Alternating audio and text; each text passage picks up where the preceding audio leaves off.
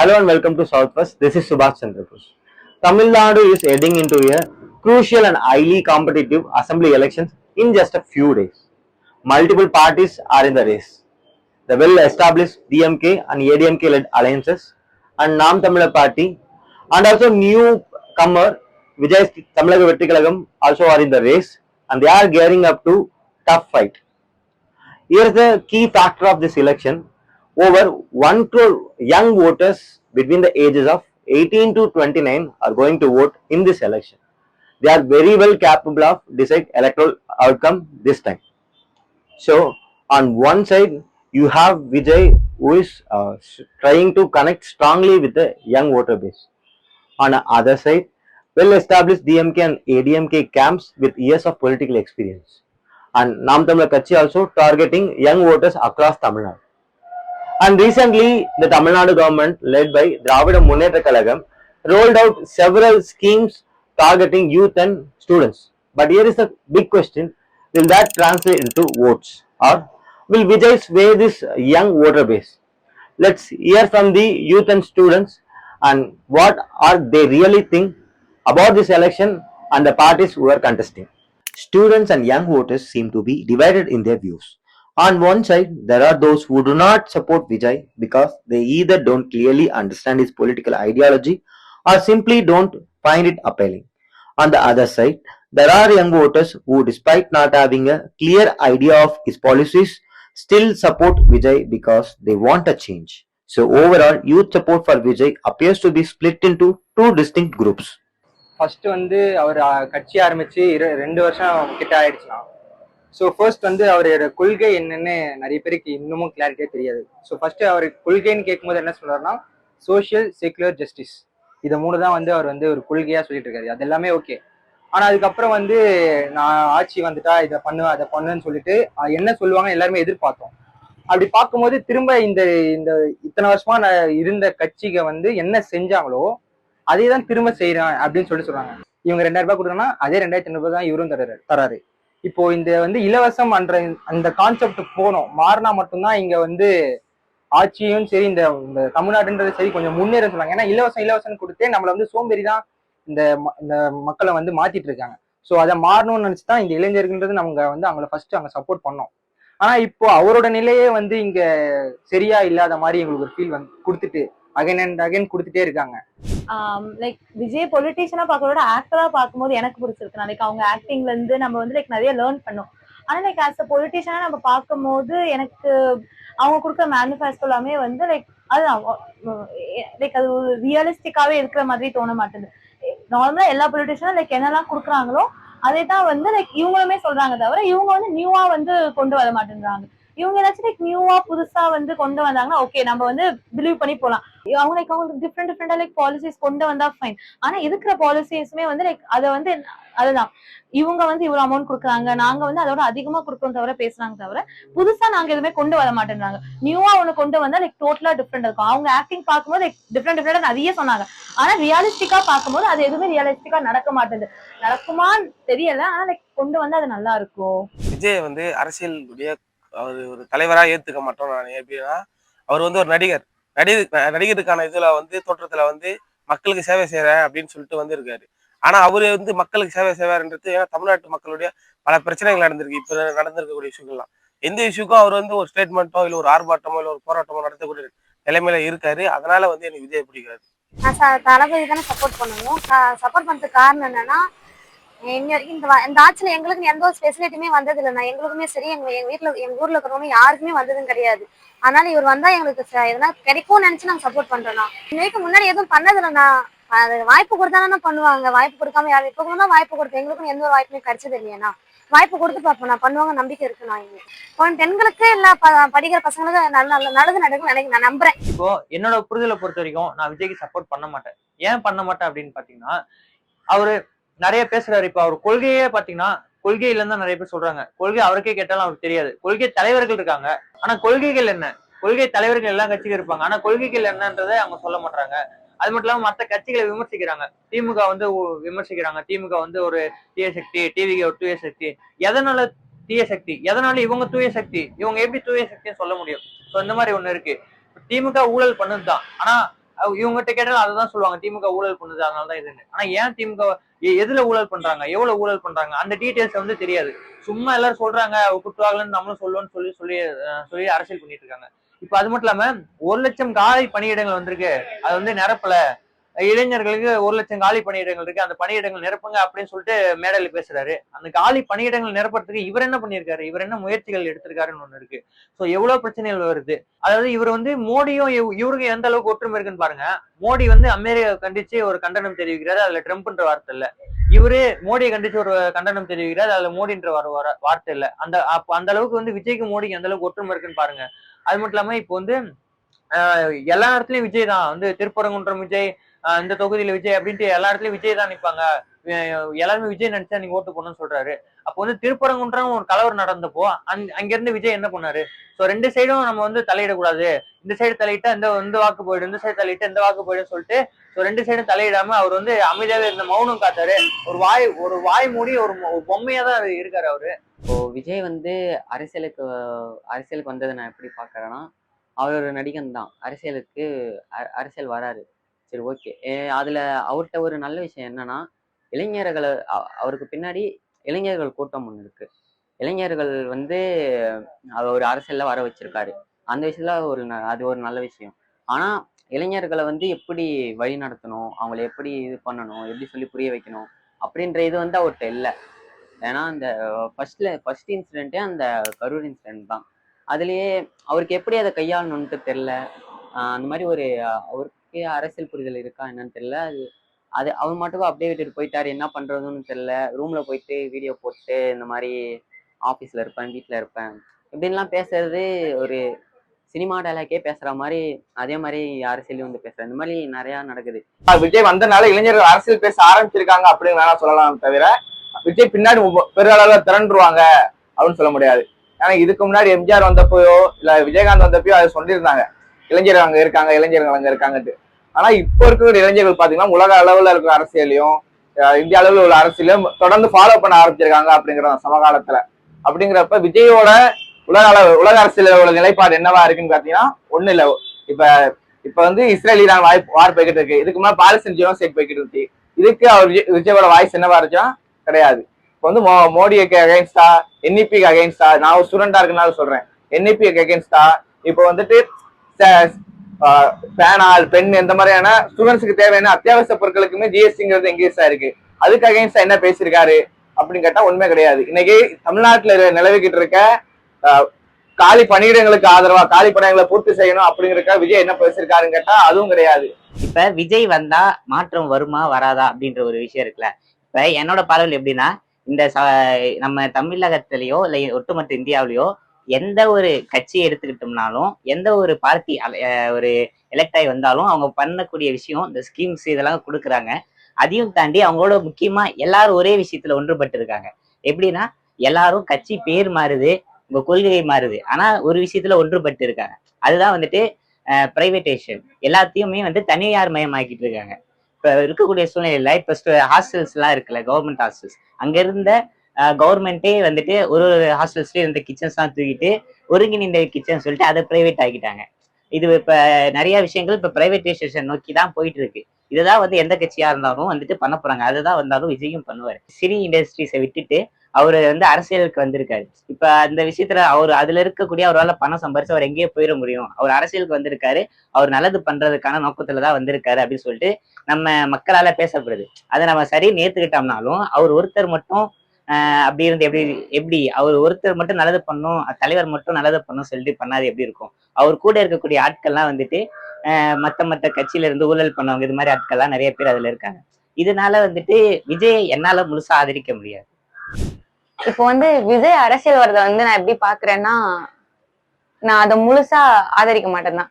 ஏன்னு கேட்டா, அவருக்கு வந்து ஒருத்தவங்க வந்து சின்ன வயசுல இருந்தே அரசியல் கத்துக்கிட்டு அது உள்ளார வரது எப்படி இருக்கு, திடீர்னு அரசியலுக்குள்ளார வரது எப்படி இருக்கு அப்படின்னு ஒரு டாபிக் இருக்கு. இதுலயே வந்து கான்ட்ரவர்சியா போகும். இப்போ ஏன் புதுசா ஒருத்தர் வந்து தலைவரா வந்து அவர் வந்து நம்மளோட நாட்டை மாத்த முடியாதா அப்படின்ற வந்து ஒரு கேள்வி இருக்கு. ஆனா வந்து நீங்க பாத்தீங்கன்னா, இப்போ ஒரு ஸ்டூடெண்டா இருக்காங்க, திடீர்னு கூப்பிட்டு உன்னை வந்து நீதான் ஹெச்ஓடி, இந்த பொறுப்பெல்லாம் நீ பாத்துக்கோ அப்படின்னா அது கொஞ்சம் கஷ்டமான வேலையா தானே இருக்கும். அதே மாதிரிதான் நான் வந்து விஜய் வந்து சிஎம் ஆகுறதுலயும் நான் பாக்குறேன். அவர் இன்னும் ஒரு தேர்தலை கூட சந்திக்கல, ஒரு தொகுதியிலே எம்எல்ஏ ஆகல, இன்னும் எம்பி ஆகல, எதுவுமே ஆகாம டைரக்டா போயிட்டே சிஎம் போஸ்டிங் கொடுத்தா எப்படி இருக்கும்? நான் விஜய் ரசிகர் தான். இப்போ அவர் அரசியலுக்கு வந்தார் தாவேகால. ஆனா என்னோட ஓட்டு வந்து விஜய்க்கு தான் போடுவேன். நான் சின்ன வயசுல இருந்து இப்போ வரைக்கும் நான் ரசிகராக தான் இருக்கேன். அரசியல்ல ஒரு புது மாற்றம் வரணும். இப்போ வந்து டிஎம்கே பொறுத்த வரைக்கும் பார்த்தோன்னா ஒரு குடும்ப ஆட்சி, அதாவது வந்து முன்னேற்றி வருது. ஏடிஎம்கேவும் அம்மா எம்ஜிஆர் காலகட்டத்தில் ஆட்சி கரெக்டாக இருந்து இப்போ வந்து ஆட்சி சரியில்லை. அவங்க இத்தனை காலமா டிஎம்கே கூட அவர் 2 சேர்த்தா ஆட்சி செய்து வந்தாங்க. வரலாற்றுல ஒரு புதிய மாற்றம் வரணும். விஜய் வந்தா நல்லது செய்வார்னு ஒரு நம்பிக்கை. அவர் வந்து செய்யணும். எல்லா அரசியலாவது செய்யறேன்னு தான் அரசியல்ல வந்து ஓட்டு போட்டு ஜெயிச்சு ஆட்சியில இருந்து சிஎம் ஆகி செய்யறேன்ட்டு ஏதோ ஒரு அளவுக்கு செய்யறாங்க, ஆனா செய்ய மாட்டாங்க. அந்த மாதிரி விஜய் சொல்றாரு, ஆனா செய்வார்னு ஒரு நம்பிக்கை, ஒரு புது மாற்றம் வரணும், அவ்வளவுதான். என்னை பொறுத்த வரைக்கும் நான் இந்த காலகட்டத்துல ஒரு மாணவனா ஒரு இளைஞனா விஜய் ஆதரிப்பனா அப்படின்னா கண்டிப்பா கிடையாது. ஏன்னா ஒரு கட்சிகளுக்கும் ஒரு கொள்கை இருக்கு, அந்த கொள்கைகள் மொழிதான் நடக்கும் அப்படின்னு. எது பொதுவாக திமுகவானாலும் சரி, கம்யூனிஸ்ட் கட்சிகளா இருந்தாலும் சரி, பிஜேபிக்கா இருந்தாலும் சரி, ஒரு சில கொள்கைகள் இருக்கு. ஆனா விஜய் கட்சின்ற பொறுத்த வரைக்கும் அவருக்கான ஒரு தெளிவான ஒரு கட்டமைப்பு கொள்கை இல்லை அப்படின்றதுதான். ஸோ கொள்கை ரீதியே இல்லாம வந்து ஒரு கட்சியை வந்து நம்ம எப்படி ஆதரிக்க முடியும்? ஸோ அது எப்படி ஒரு தமிழ்நாட்டுல ஒரு வந்து கொள்கை ரீதியான ஒரு அரசியலை வந்து முன்னெடுப்பாங்க? விஜய் ஆதரிக்கல, அது வந்து ஒரு பிம்பம், ஒரு ரசிகர் பட்டாளம். ஆனா அவங்ககிட்ட நிறைய பேர்ட்ட இப்ப நம்ம ஓட்டர் ஐடி இல்லைன்னு சொல்றாங்க, இருக்கு.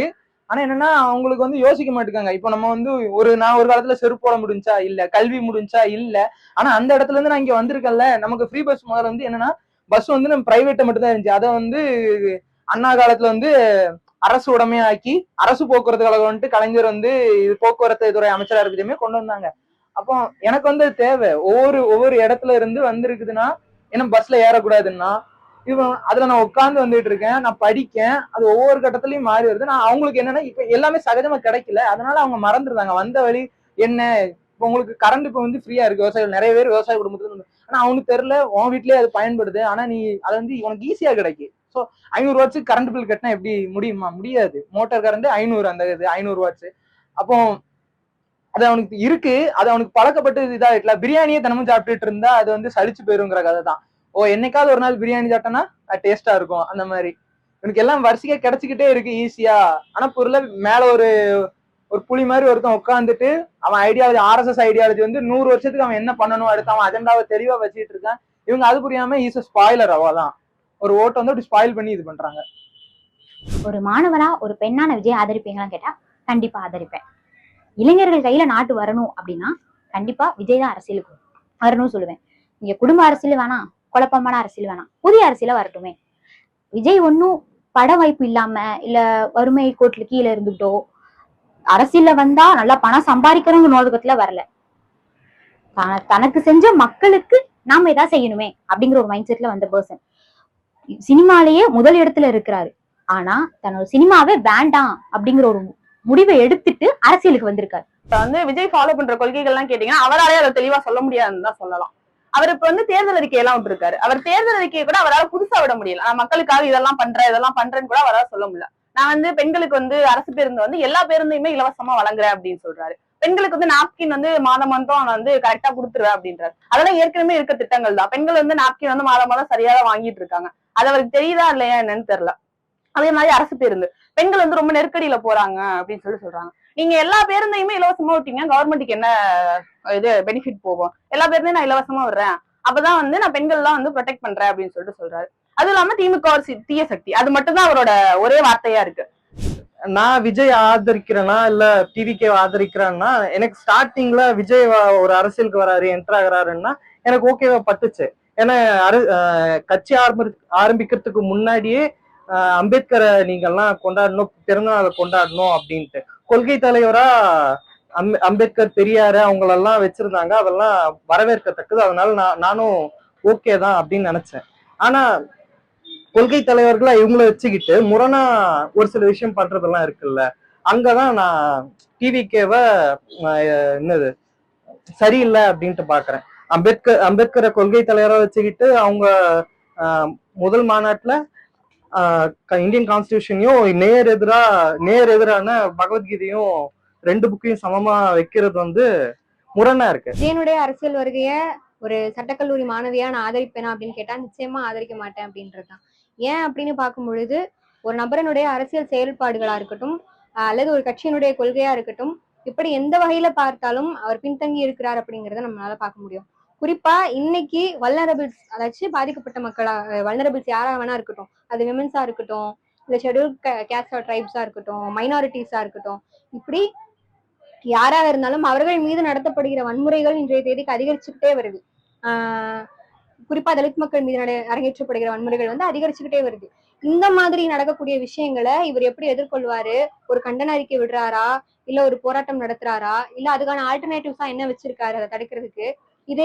இந்த கேள்விகள்லாம் எழும் பொழுது நம்ம கிட்ட ஆன்சர் கிடையவே கிடையாது. என்ன பண்ணுவாருன்றது கூட நமக்கு தெரியல.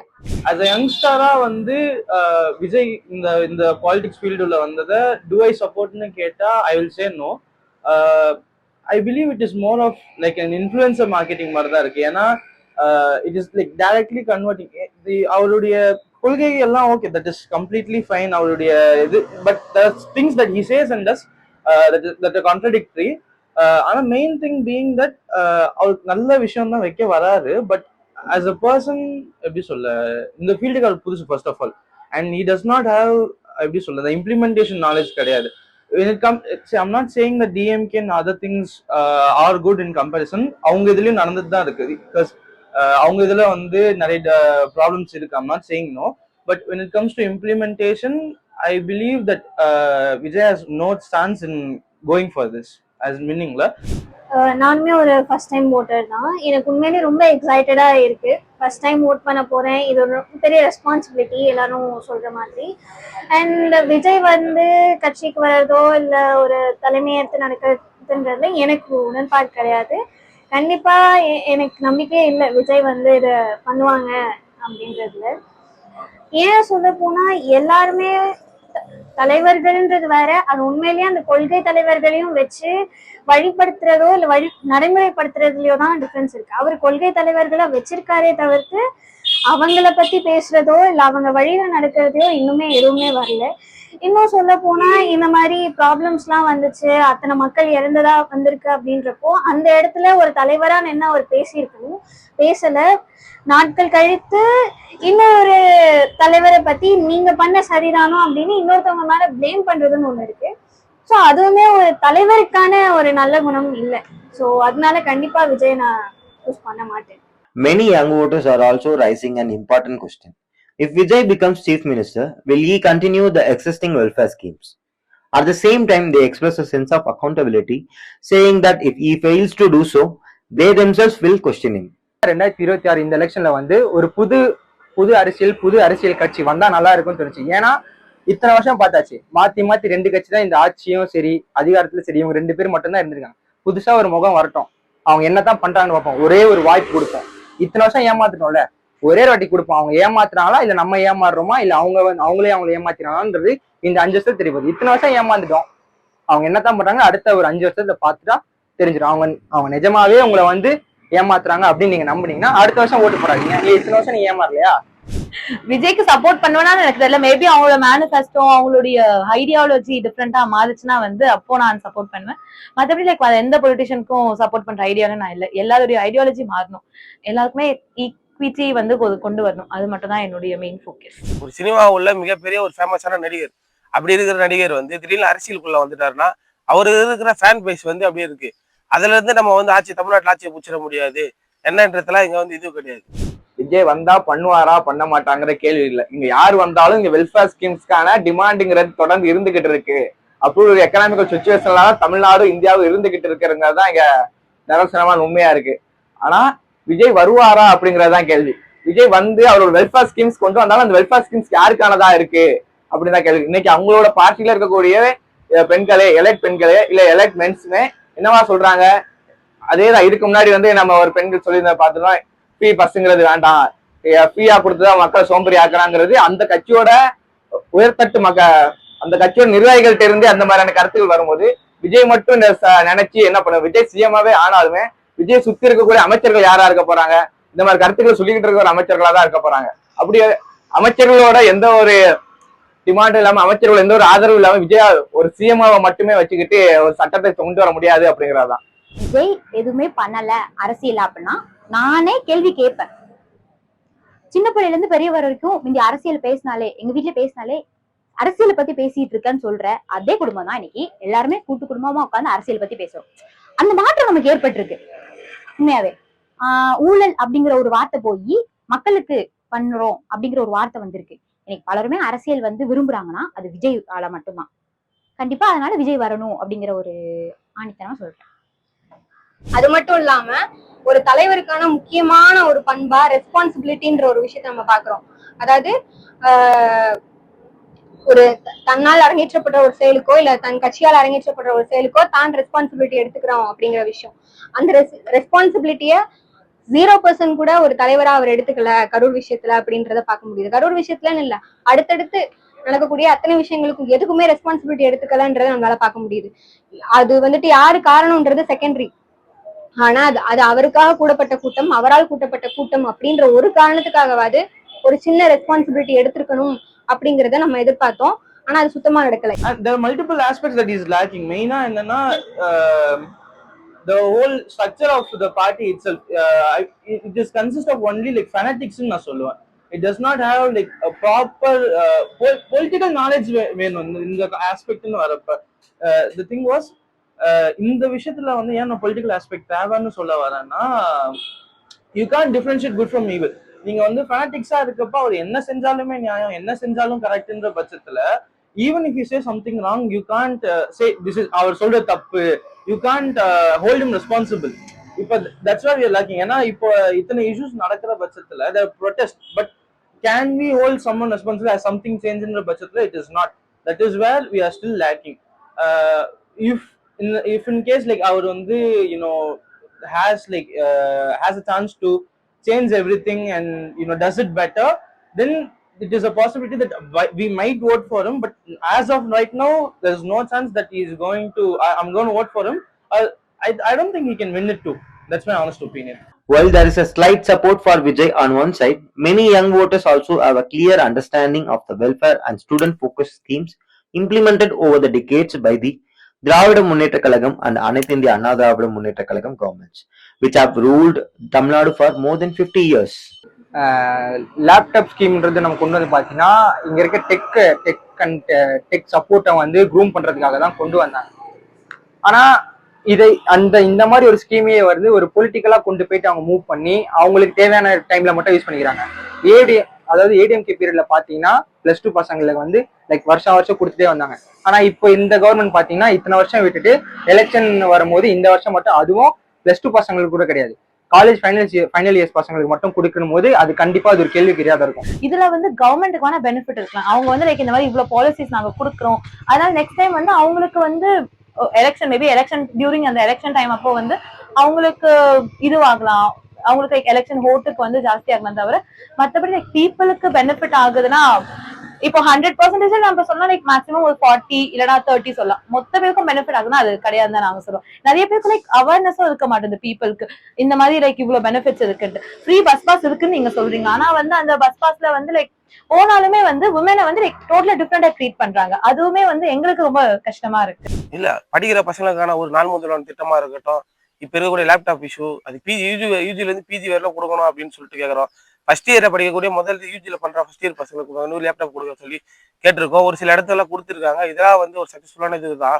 இதே அவர் விஜய் சொல்லியிருக்கக்கூடிய தேர்தல் இதுல இவர் சொல்லியிருக்கக்கூடிய எல்லா ஸ்கீமையும் அவர் பேருக்குள்ள மட்டும் தான் மாத்தி சொல்லிட்டு இருக்காரு.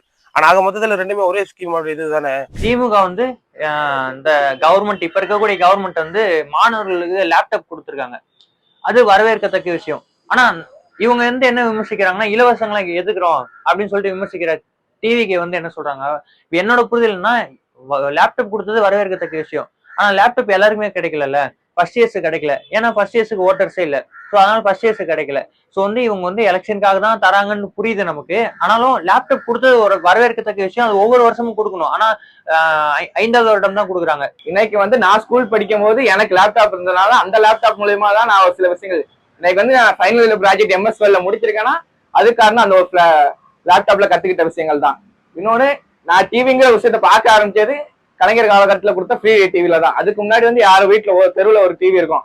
அந்த மாதிரி நான் படிச்சது சிவகாசியில ஒரு ரூரலான ஒரு ஏரியா. அப்படிங்கிறப்போ ஒரு வீட்டுலதான் டிவி இருக்கும், இல்ல அங்க போய் பாக்குற மாதிரி தான் இருக்கும். இந்த மாதிரி டிவியா இருக்கட்டும், லேப்டாப்ஸா இருக்கட்டும், அதே மாதிரி ஸ்டூடெண்ட்ஸ்க்கான ஃப்ரீ பஸ் பாஸ். ஸ்டூடெண்ட்ஸ்க்கான ஃப்ரீ பஸ் பாஸ்னால இன்னைக்கு நான் காலேஜஸ்க்கோ இல்லை காலேஜ்ல சுத்தி ஐவி போறது, இந்த மாதிரி இன்டர்ன்ஷிப் போறதுக்கு நான் யூஸ் பண்ணிக்கிட்டது வந்து ஃப்ரீ பஸ் ஸ்டாப், இந்த மாதிரி விஷயங்கள் தான். இது வந்துட்டு எஜுகேஷனுக்கும் சரி, யங்ஸ்டர்ஸ்க்கு அந்த அடுத்த கட்ட ஜாப்ஸ் போறதுன்னு சொல்லி இன்னைக்கு வந்து எத்தனையோ பெண்கள் வந்துட்டு பெண்கள் வேலைக்கு போறது அப்படிங்கிறது இந்த சமூகத்துல வந்து பெரிய சேஞ்சா தான் கண்டிப்பா இருக்கும். அதுக்கு ஒரு உறுதுணையா என்னது இன்னைக்கு தரக்கூடிய ஃப்ரீ பஸ் அப்படிங்கிறது தான். ஃப்ரீ பஸ்ங்கிறத தாண்டி கட்டணமில்லா பஸ்ங்கிறது முறையான வார்த்தையா இருக்கும் அப்படிங்கிறது. இப்போ என்கிட்ட ஒரு மாசத்துக்கு வந்து என் வீட்ல இருந்து எனக்கு பாக்கெட் மணியா ஒரு 10,000 ரூபாய் தரேன்னு வச்சுக்கோங்க ஒரு மாசத்துக்கு. நான் எதுக்கு பஸ்ஸுக்கு வெயிட் பண்ண போறேன்? நான் காரோ ஆட்டோ புக் பண்ணி நான் போக போறேன். எனக்கு எதுக்கு லேப்டாப் தேவை? என் வீட்டுல வாங்கி தர போறாங்க. இந்த மாதிரி இருக்கும். இதே ஒரு அடித்தட்டு நிலையில இருந்து யோசிச்சு பாருங்களேன். ஒரு 5 ரூபாய் பஸ்ஸுக்கு போக காசு இல்லாம நின்றுட்டு இருக்கப்போதான் அந்த பஸ்ல மட்டும் காசு இருந்தா நேரத்துக்கு அந்த பஸ்ல போயிருக்கலாமோ, அந்த ஃப்ரீ பஸ்ஸோட அருமை தெரியும். விமன்ஸ்க்கு ஃப்ரீ பஸ் தராங்கல்ல அது. அண்ட் தென் வந்து இப்போ நான் படிக்கிறேன், எனக்கு இந்த நேரத்துல லேப்டாப் தேவைப்படுது. ஆனா என் வீட்டுல போய் கேட்டா அது 30,000 ரூபாய் 40,000 வாங்கி தர மாட்டேன் அப்படின்ற ஒரு கேள்வி பதில் வருமா? இந்த நேரத்துல எனக்கு ஒரு ஃப்ரீயா ஒரு லேப்டாப் இருந்துச்சுன்னா இந்த நேரத்துக்கு நான் இதை பண்ணி முடிச்சிருப்பேன் இந்த ப்ராஜெக்ட் அப்படின்ற ஒரு மனநிலை வரும்ல. இப்போ கவர்மெண்ட் இது தரது எல்லாமே வந்து நிறைய பேரோட கருத்து என்ன இருக்குன்னா, அவங்க பெரிய பெரிய விஷயத்த கொள்ளையடிக்கிறாங்க, அதுக்காக இந்த மாதிரி சின்ன சின்ன விஷயம் பண்ணி மூடி மறைக்கிறாங்க அப்படின்றதுதான். ஆனா ஒரு உண்மை நிலை என்னன்னா, இப்போ ஃப்ரீயா பஸ் கொடுத்தா நான் வந்து போயிட்டு வர்றதுக்கு கரெக்டா நல்லா இருக்கும், எனக்கு கொஞ்சம் காசு மிச்சமாகும் அப்படின்னு யோசிக்கிறவங்க இருக்காங்க. அண்ட் தென் ஃப்ரீயா லேப்டாப் கொடுத்தா நான் நிறைய கத்துக்குவேன் அப்படின்னு இருக்கிற மாணவர்கள் நிறைய பேர் இருக்காங்க. இந்த மாதிரி அடித்தட்டு நிலையில இருக்கிறவங்க எல்லாம் வந்து இருக்கிற வரைக்கும் இந்த மாதிரி வெல்ஃபேர் ஸ்கீம்ஸ் எல்லாமே தான் வந்து அவங்கள உயர்த்தும், அவங்களோட நிலைய கொஞ்சம் கொஞ்சமாச்சும் உயர்த்தும். நம்ம நினைப்போம் ஒரு லேப்டாப்லாம் என்னடா அப்படின்னு சொல்லிட்டு, ஆனா அந்த லேப்டாப்ல இருந்து அந்த ஸ்டூடெண்ட் எவ்வளவோ கத்துக்க முடியும். ஃப்ரீ பஸ்லாம் ஒரு விஷயமா? ஏன் 5 ரூபாய் காசு கொடுத்து போக முடியாதுன்னு நினைப்போம். ஆனா அந்த 5 ரூபாய்க்கு கட்டணம் கொடுத்து காலையிலயும் நைட்டும் டெய்லியும் போயிட்டு வர முடியாத அளவுக்கு கூட மக்கள் இன்னும் இருக்கதான் செய்றாங்க. அவங்க இருக்கிற வரைக்கும் இந்த மாதிரி, அவங்க சொல்றது என்னையும் தான் சேர்த்துதான் சொல்றேன், அவங்களாம் இருக்கிற வரைக்கும் இது இருக்கிறது கரெக்டா தான் இருக்கும். அந்த மாதிரி வெல்ஃபேர் ஸ்கீம்ஸ் யாரு வந்தாலும் கொண்டு வரதான் செய்யணும் அப்படின்றது என்னோட கருத்து. இப்ப டிஎம்கே எடுத்துக்காங்க, 5 வருஷமா லேப்டாப் தராதுங்க. எலெக்ஷன் ஒரு 2-3 மாசத்துக்கு முன்னாடி லேப்டாப் தராங்கன்னா எதுக்கு? அது ஓட்டுக்கோசரம் தான். ஏன் ஃபர்ஸ்ட் இயருக்கு தரல, செகண்ட் இயர் தேர்ட் இயருக்கு மட்டும் இருக்கு தராங்க.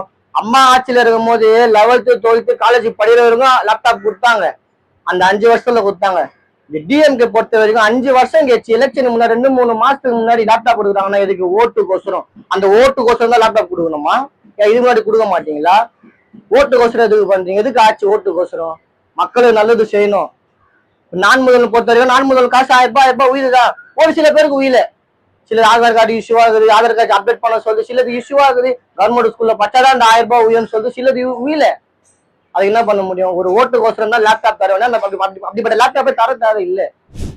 சுதந்திரத்துக்கு அப்புறமா சரி, தமிழ்நாட்டுல 2 திராவிட கட்சிகள் தான் மாறி மாறி ஆட்சி பண்ணிட்டு வராங்க. அது ஏடிஎம்கா இருந்தாலும் சரி, டிஎம்கா சரி. சில அதிருப்திகள் அந்த கட்சி மேல இருந்தாலும் பல்வேறு வகையான திட்டங்களை வந்து கொண்டு வந்திருக்காங்க. அதாவது மக்களின் நலனுக்காக, குறிப்பா மாணவர்களின் நலனுக்காகவும் இருந்தாலும் சரி, பெண்களின் நலனுக்காகவும் இருந்தாலும் சரி. அது மாதிரி தான் இப்போ நமக்கான ரிசர்வேஷனா இருந்தாலும் சரி, இன்றைக்கு இடஒதுக்கீடு மூலம் பயன்பெறுகிற மாணவர்களுக்கு கிடைக்கிற இடஒதுக்கீடு இன்றைக்கு 2 திராவிட கட்சிகளின் மூலமா வந்தது ஒரு இடஒதுக்கீடு தான். ஸோ அந்த இடஒதுக்கீடு வந்து நான் ஒரு ப்ளஸ் பாயிண்டா பாக்குறேன். அது மட்டும் இல்லாம மாணவர்களுக்கு வந்து தமிழ் புதல்வன் திட்டம் போன்ற திட்டமோ, இலவச பேருந்து பயணம், மடிக்கணினி திட்டம், அது போன்ற பல திட்டங்களை வந்து இந்த 2 அரசுமே சரி, ஏடிஎம்கே இருந்தாலும் சரி, திமுக இருந்தாலும் சரி, 2 அரசுமே பல்வேறு வகையான மாற்றங்களை வந்து நமக்காக பண்ணியிருக்காங்க அப்படின்றதுதான். இது வெறும் ஓட்டு அரசியலுக்காக அப்படின்னு பாக்குறப்போ அதை விட இது மக்களின் நலனுக்காக, அவங்களோட வெல்ஃபேருக்காக இது வந்து ரொம்ப பண்ணியிருக்காங்க அப்படின்றதுதான். ஓட்டரசியல் ஒரு பக்கம் இருந்தாலும் சரி, ஆனாலும் அது மக்களின் நலனை வந்து முன்னிறுத்துவதில் வந்து எப்பவுமே இந்த திராவிட கட்சிகள் தவறியதில்லை. சோ விஜய் வந்து இது மாதிரி பண்ணுவாரா அப்படின்றது கண்டிப்பா எனக்கு வந்து சந்தேகம் தான். திமுகவோட கொள்கைகள், இப்ப திமுக வந்து என்ன பண்ணுது அப்படின்னா, ஸ்டூடெண்ட்ஸ்க்கு எல்லாம் ரொம்ப வந்து இம்பார்ட்டன்ஸ் கொடுக்குறாங்க. ஒரு மாணவனா இருக்கும்போது நான் திமுகவுலதான் இங்க படிக்கிறேன்னு கூட நான் சொல்லலாம். நான் திமுகவுக்கு முழு ஆதரவாளர்னு கிடையாது. திமுக கொண்டு வந்த கொள்கைகள், அவங்களோட ரிசர்வேஷன், இது மூலியமா தான் நான் படிக்கிறேன். இப்ப விஜய் வந்து கட்சிக்கு வந்து இதெல்லாம் வச்சிருப்பாரு அப்படின்றது வந்து எங்களோட கேள்வியா இருக்கலாம்ல. இப்ப ரிசர்வேஷன் இருக்கு, ரிசர்வேஷன் வந்து ஒரு எல்லாருக்கும் ஈக்குவலா வந்து எஜுகேஷன் கொடுக்க போறேன், யாருக்கு ரிசர்வேஷன் கிடையாது, எல்லாரும் போட்டி போட்டு படிக்க அப்படின்னு சொல்லிட்டு நீங்க சொல்ல மாட்டீங்கன்னா என்ன நிச்சயம்? நீங்க வந்து இப்ப தேர்தல் அறிக்கை விடுறீங்க, அதுல வந்து நான் பீப்புளுக்கு எல்லாம் ரிசர்வேஷன் கொடுப்பேன் அப்படின்றத நீங்க உறுதியப்படுத்தவே இல்லை. அப்படி இருக்குமா நாங்க எப்படி வந்து ஒரு யங்ஸ்டரா நாங்க உங்களை நம்பி எப்படி ஓட்டு போடுவோம்? சாமானிய மக்களோட தேவைகளையே புரிஞ்சுக்காம வந்து விஜய் இருக்காரோ அப்படின்றது என்னோட இதா இருக்கு. தமிழ்நாட்டுலன்னு பார்த்தோம்னா, தமிழ்நாட்டில் ஆட்சியில் இருக்கிற திராவிட கட்சியா இருக்கட்டும், இல்ல இன்ஃபேக்ட் ஏடிஎம்கே முன்னாடி இருந்த ஏடிஎம்கேவா கூட இருக்கட்டும், நிறைய நலத்திட்டங்கள் நமக்காக குறிப்பா கொண்டு வந்திருக்காங்க அப்படிங்கிறது தான். என்ன சொல்றது, படிக்கிறதுக்கு அவ்வளோ ஒரு நல்ல நல்ல விஷயங்களை செஞ்சு கொடுத்துருக்காங்கன்னு நம்மளால பார்க்க முடியும். பெண்களுக்கான ரிசர்வேஷன்ல இருந்து, காவல்துறையில பெண்களுக்கு கொண்டு வந்ததுல இருந்து, டிரான்ஸ்ஜெண்டர் ரைட்ஸ்ல இருந்து, அதே மாதிரி தலித் ரைட்ஸ்ல இருந்து, தலித் கோவில் நுழைவு கான சட்டங்கள்ல இருந்து, இப்படி பல மைன்யூட்டான என்ன சொல்றது மைனாரிட்டிஸையா இருக்கட்டும், தாழ்த்தப்பட்ட மக்களையா இருக்கட்டும் ஆதரிக்கிறதுக்கு நிறைய விஷயங்கள் பண்ணியிருக்காங்க. அதே மாதிரி எக்கனாமிக்கலி பேக்வர்ட் ஸ்டூடெண்ட்ஸை ஃபர்ஸ்ட் ஜென்ரேஷன், இந்த ஃபர்ஸ்ட் ஜென்ரேஷன்ங்கிற கான்செப்ட் வந்து திமுகவினால கொண்டு வரப்பட்ட கான்செப்ட். அதுக்கப்புறம் திராவிடர் கட்சிகள் நான் ஏன் சொல்ல போனா அதான் சூஸ் பண்றேன். ஏன் சூஸ் பண்ண, பெண்களுக்கான அந்த ஸ்கீம்ஸ் நான் முதல்வனா இருக்கட்டும், புதுமை பெண்ணா இருக்கட்டும், எல்லாமே அவங்களுக்கானது சேருது. இப்ப நான் படிக்கிற காலேஜ்லயும் சரி, நிறைய கேர்ள்ஸ்க்கு அது சூட் ஆகுது, எல்லாருமே அதுல இருந்து பெனிஃபிட் ஆகுறாங்க. ஒண்ணும் இல்லை, இப்ப காமனா எடுத்துக்கணும் அப்படின்றப்போ இந்த மகளிருக்கான இந்த மகளிர் விடியல் பயணம்னு கொண்டு வந்தது உண்மையிலேயே அது ரொம்ப ஹெல்ப்ஃபுல்லான விஷயம். ஒரே ஒரு வீடியோ நான் பார்த்தேன்னு நினைக்கிறேன், விஜயோட அந்த இதுல இருந்து யாரோ சொல்லுவாங்க, எதுக்கு நாங்க ஓசி பஸ் கேட்கலையே, வேண்டாம் வேண்டாம் அப்படின்னு. நிஜமா சொல்ல போற, இன்னைக்கு என்கிட்ட அந்த காசே இல்ல, நான் எப்படி டிராவல் பண்ணுவேன் வீட்டுக்கு அப்படின்னா, கண்டிப்பா அந்த விடியல் பயணம் இல்லைன்னா என்னால இங்க இருந்தே வீட்டுக்கு போய் சேர முடியாது. அது இப்ப இருக்க எங்களால ஓகே. இதுவே முதியோர்களா இருந்தா, அந்த மாதிரி இருக்க பீப்புள்லாம் இருக்கும்போது அவங்களுக்கு ரீச் ஆகணும் அப்படின்னா இது உண்மையிலேயே ரொம்ப முக்கியமான ஒண்ணு, நல்லா இருக்கு.